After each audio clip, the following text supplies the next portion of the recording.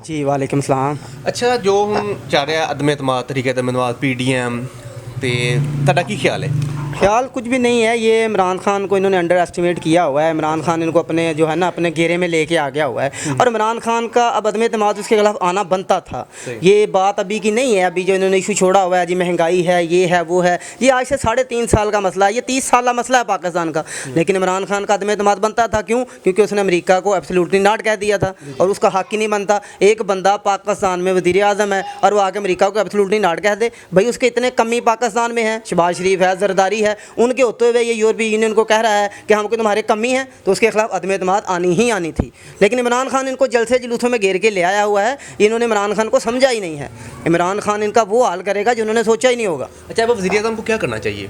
वज़ीर आज़म अभी इनके साथ जो कर रहा है ना वो इनको खुद समझ नहीं आ रही। अभी कल आपने बिलावल का बयान सुना था कि जी हम OIC कॉन्फ्रेंस नहीं होने देंगे। असल यही एजेंडा था। अमेरिका को आग लगी हुई थी, हमें आंखें दिखाता है, रूस दौरा रूस हो गया, वो रूस चला गया, अमेरिका को वो भी परेशानी थी। उसने अपने ये निके छोटे छोटे जो कतूरे होते हैं ना वो छोड़े हुए थे कि ये जो है ना उसको डिस्टर्ब करें, उसको काम ना करने दें। लेकिन इमरान खान ने इमरान खान ने जो करना है ना वो किसी को पता ही नहीं है। अच्छा, आपको लगता है कि इससे कुछ हुकूमत को खतरा? सर ये कुछ भी नहीं होगा। इमरान खान को आपने देखा जब से अदम एतमाद आई है, इमरान खान का कॉन्फिडेंस देखें, उसका कॉन्फिडेंस लेवल वो बिल्कुल पुरएतमाद, बिल्कुल सुकून के साथ। ये खुद परेशान हो गए हुए हैं। इनको पता ही नहीं चल रहा कि इमरान खान हमारे साथ गेम क्या कर रहा है और वो इनको एंड तक पता नहीं चलेगा। आप इसकी तरह वोटिंग आने दें, इनको पता चल जाएगा। ये 12 बंदे लिए फिरते हैं, इनके 35-40 अपने बंदे हैं जो इमरान खान को वोट देंगे। तो भाई जो अभी पलट गए हैं, यानी कि जिन्हें लोटे कह रहे हैं आजकल, वो बिक गए हैं। पता है आपको सिंध हाउस में 12-12, 13-13, 20-20 करोड़ पे उनकी बोली लगी है, उनके बारे में क्या ख्याल आता है? और सर ये बात ये है, ये 14-15 बंदों का एक ग्रुप बना हुआ है। इनकी हुकूमत में 4 साल गुजारने के बाद हर 5वें साल इनका ज़मीर जाग जाता है क्योंकि इनको नोट दिए जाते हैं और ये ख़ास ग्रुप है।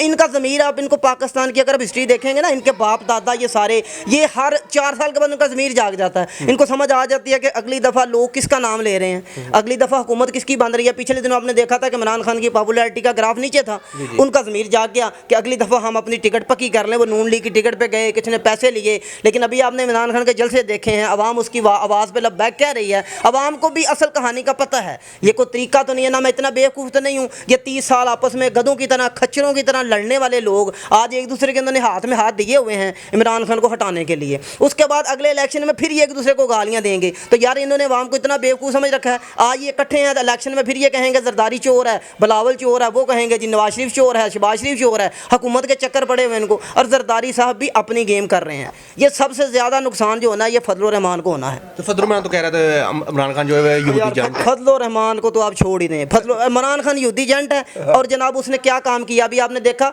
इस्लामफोबिया के मतलब जो करारदाद मंजूर हुई है। अभी अगर हम कोई बात करते हैं, आपने सोशल मीडिया पे देखा होगा जी उलमा की कदर नहीं करते, उलमा की कदर नहीं करते। आप इनकी तारीख पढ़ के देखें, जितने फजल रहमान के बाप दादा हैं ये खच्चरों की तरह बरसगीर की सड़कों पे लेटा करते थे कि पाकिस्तान हमारी लाशों पे बनेगा।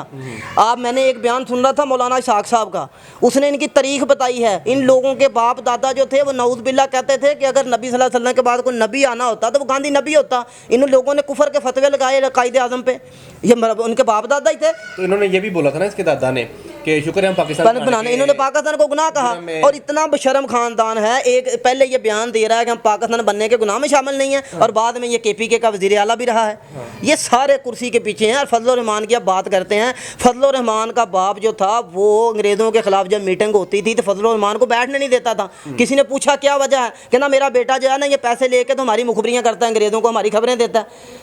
फजल रहमान ने दीन फरोशी, इमरान खान ने सही कहा है कि ये दीन को फ़रोख्त कर रहा है। मदरसे के बच्चों को ले लिया, ये फ़लाँ यहूदी एजेंट और फ़लाँ यहूदी एजेंट। भाई तुम दीन के मामे लगते हो, दीन तुम्हारे घर से निकला है। ये कौन होता है? आखिरी एक सवाल, PDM, नून लीग, पीपल पार्टी, मौलाना फजल रहमान, 4 पार्टी, तो इनमें से वज़ीर आज़म कौन बनेगा? सर इनमें से कोई भी नहीं है, सारे इकट्ठे जूतियाँ खाएंगे। नहीं, फॉर एग्जाम्पल होता है, अल्लाह ना करे ठीक इस तरह का होता है, कोई सिचुएशन इस तरह की हो जाती है, तो कौन बनेगा इनमें? सर अभी इन्होंने जो बंदरबाट किया ना, इन्होंने सारे, अभी आप इनकी खबरें देखें ना जी, फलां को हम सदर बना रहे हैं, फलां को स्पीकर बनाएंगे, फलां को वज़ीर आला पंजाब बनाएंगे, फलां को गवर्नर बना देंगे। इन्होंने आपस में बंदरबाट कर ली है। इन लोगों ने, अगर ये तरीके अदम एतमाद कामयाब हो भी जाती है तो इन लोगों ने कुत्तों की तरह आपस में ही लड़ना है कि हमें दे दो, हमें दे दो। इनका बेसिक मकसद ये है इमरान खान को हटाएं, 1-2 महीने के लिए हुकूमत बनाएं, उन जो इमरान खान ने जो नैब के कानून में चेंजेस किए हैं उनको ख़त्म करें, ये जो इलेक्ट्रॉनिक वोटिंग मशीन है उसको ख़त्म करें, और उसके बाद ये दोबारा इलेक्शन में चले जाएं। ये लोग हुकूमत नहीं कर सकते, ये 1.5 साल किसी सूरत नहीं जाएंगे। मुल्क के हालात का इनको भी पता है।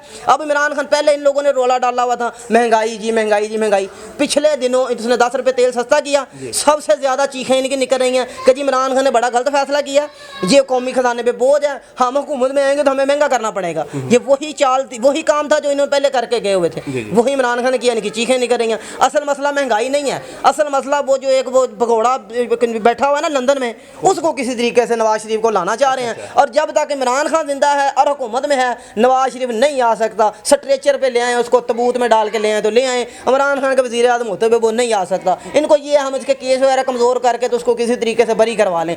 वो तो कहते हैं नवाज शरीफ शेर है। हाँ जी, शेर है लंदन का।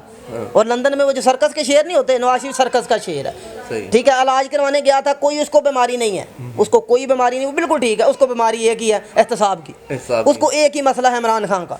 जब तक इमरान खान है वो नहीं आ सकता। ये देखें कितनी देर से ये तरीक़ें दे रहे हैं। कल आप इमरान खान को चले जाएँ, उसके सेल भी पूरे हो जाएंगे, उसके चमचे प्लेटें सारी चीज़ पूरी, और वो पाकिस्तान में आ जाएगा, क्योंकि हर चीज़ इनके कंट्रोल में होगी। इन लोगों की तरीक़ है, इन्होंने सुप्रीम कोर्ट पर हमला किया, इन्होंने सदर हाउस पर हमला किया। अब ये ज़मीर जगाने वाली पीछे ये नवाज शरीफ ने सियासत शुरू की थी बेनज़ीर के दौर में भी। इमरान खान को ये ताना देते हैं कि जी इमरान खान ये है, इमरान खान ने वाह बेहयाई फैला दी हुई है, गंदी सियासत की है। भाई गंदी सियासत तो इन लोगों ने की कि इन्होंने बेनज़ीर की तस्वीरें हवाई जहाज़ से नहीं फिकवाई। ये तारीख जो है भूलती नहीं है। और वैसे भी हमारी एक तारीख है बरसगीर के लोगों की, कहते हैं कि बरसगीर के लोग जो है ना वो अपने जगाने वालों को मार देते हैं। इमरान खान ने इनको जगाया है, इमरान खान ने इनको हिम्मत दी है कि बात करें। इमरान खान का कसूर ये है कि उसने कह दिया अमेरिका को एब्सोल्युटली नॉट। उसने एक दिन जलसे में कह दिया यूरोपीय यूनियन को, हम तुम्हारे कमी हैं कि हम जो तुम कहोगे वो करेंगे। तो फिर उनके जितने कमीन थे वो सारे एक जगह इकट्ठे होके कि अब इसको उतार दो। अगर ये नहीं उतरता तो इसको पता है कि जब तक इमरान खान नहीं उतरेगा पाकिस्तान आंखों में आंखें डाल के बातें करता रहेगा।